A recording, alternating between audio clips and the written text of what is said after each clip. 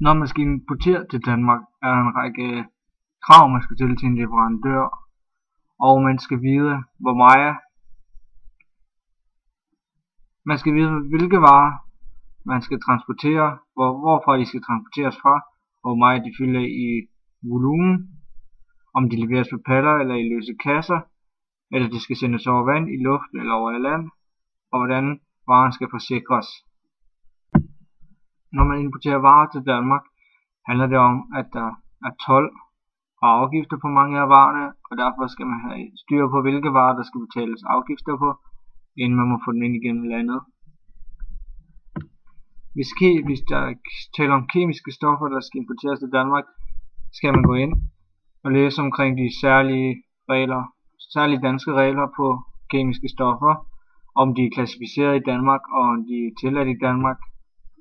Man skal gå ind og læse på kemikalieloven og undersøge, om det er muligt at importere de kemiske stoffer, man nu ønsker at importere til Danmark. Man skal kunne dokumentere, at de kemiske stoffer eller produkt overholder den danske lovgivning, herunder EE-forordringer, og importøren skal have oplysninger om produktets handelsnavn, kemisk navn, salgs- og importmængder. Hvis jeg skal importere store mængder til Danmark, er det vigtigt, at du skal være forberedt på, at leverandøren kan søge kreditoplysninger om din virksomhed eller som en standard sikkerhedsforanstaltning. Og hvis oplysningerne er tilfredsstillende, tilbydes du branchens almindelige betalingsbetingelser for Danmark. Dette kan fx være løbende måned 10 dage. I modsat fald vil han forlange betaling, forbud eller remburs. En remburs er leverandørens garanti for betaling, og din garanti for varen er sendt.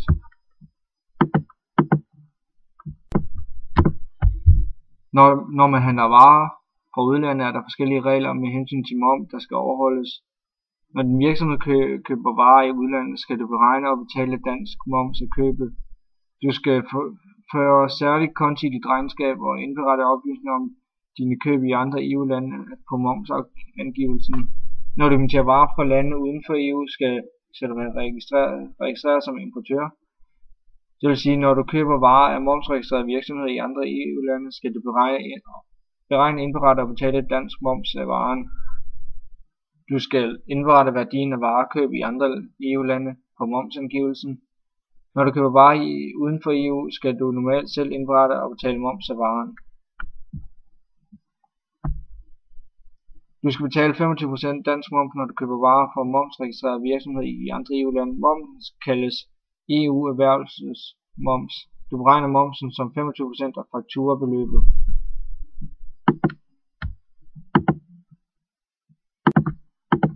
Når du skal have leveret din vare, er der nogle leveringsbetingelser. Der kan være forskel på, hvem der betaler fragten. Er du forhandler, vil afholdes af fragtomkostningerne typisk fremgå af den aftale, du indgår med leverandøren. Er du grossist, er det i større udstrækning op til dig selv, hvordan du vil have varen fragtet. Ofte er prislister dog udarbejdet under forudsætning af en bestemt type fragtning, leveret uden for leverandørens fabriksport, betyder, at det er op til dig at skaffe varen hjem. Er prisen derimod frit leveret, så leveres varen ved din dør. Når man skal vælge en leverandør, er der nogle ting, man skal gøre. En importør kan være så optaget af varen, at han helt glemmer at tjekke leverandøren. Men det kan være farligt. Der er mange ting, der kan gå galt, når du ønsker at importere, og det er ikke alle potentielle farer, der er lige indlysende. Du kan dog sikkert dig langt hen ad vejen ved at sørge for, at papirarbejdet er i orden, men vigtigst af alt er, at du vælger din leverandør med omhu.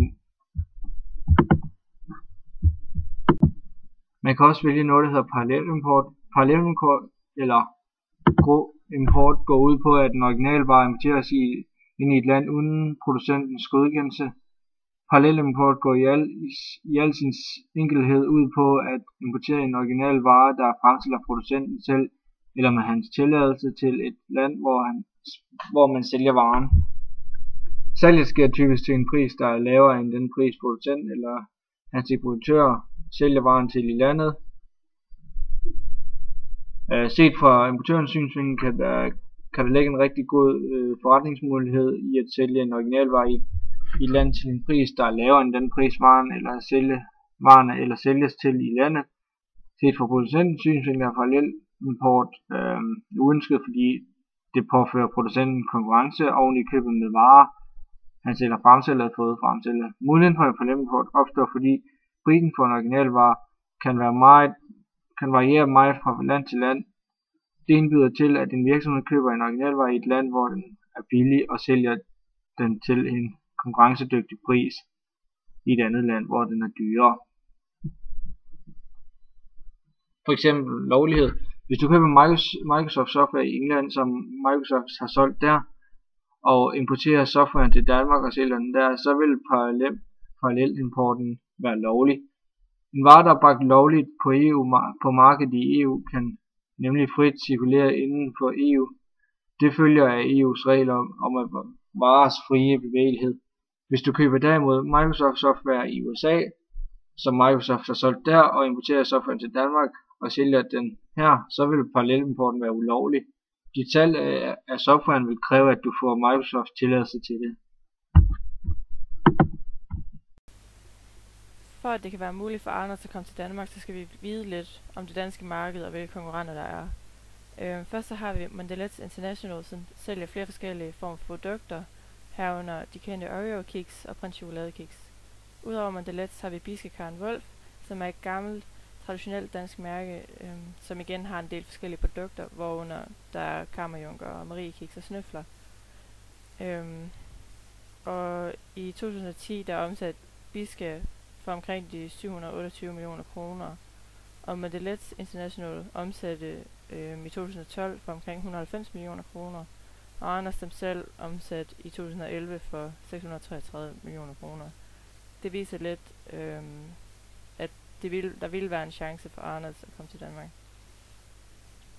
Udover det, så har vi ved hjælp af en SWOT-analyse fundet frem til nogle styrker for de forskellige virksomheder og nogle muligvis trusler og muligheder for omgivelserne. Nogle styrker, som alle mærkerne har, er, at de alle har en stor variation af produkter, og mange af deres opskrifter er over 100 år gamle. Og så sælger de i flere forskellige lande, hvorunder for eksempel Mondelez International, de sælger i 33 lande.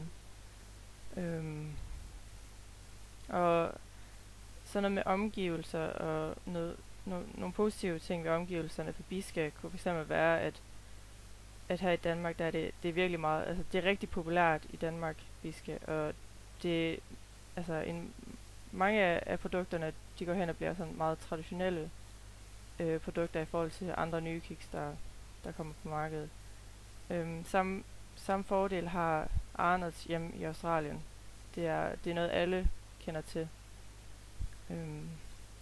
Hvis man vil sige sådan trusler om omgivelser, så kunne man for eksempel sige, Arnold's, de er lidt mere udsatte, end de danske mærker er.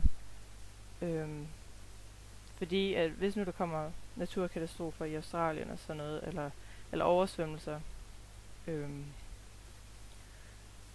så kunne det jo gå ud over fabrikkerne, eller der hvor de indhenter deres ingredienser fra. Vi har i gruppen snakket lidt om målgruppen, og vi mener, at målgruppen for Arnold's, altså vores virksomhed, er forholdsvis bred, da der bliver lavet kiks til alle aldre. For eksempel Tim Tams, som mest er forbeholdt til kaffedrikkere. Selvfølgelig kan andre godt spise dem, men kaffedrikkere bruger dem især. Og så er der nogle andre kiks, der hedder Tiny Teddies, som er lavet forholdsvis til de mindre børn, sammen med shapes. Og de her kiks kan børnene som sagt også få med på madpakken. Så derfor kan vi godt argumentere for, at vores målgruppe bliver ret bred. Nu hvor lovgivningen, markedsanalysen og målgruppen er defineret, har vi tænkt os at få kiksene importeret til Danmark, for at vi kan starte salget af dem. Og vi vil herefter tage ud og snakke med nogle forskellige supermarkedskæder, blandt andet Coop, hvorefter vi vil forhåbentlig finde en eller flere kæder, som vil sælge de her kiks. Og efter kiksene så er kommet i butikkerne, har vi tænkt sig også at reklamere en del for dem, så folk ved, at de her kiks, de er her.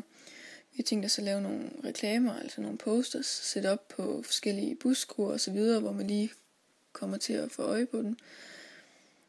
Herefter så skal der også indgås et par aftaler med nogle tv-kanaler, hvor der vil komme til at køre en kort reklame med de forskellige kiks, som Arnott's de laver.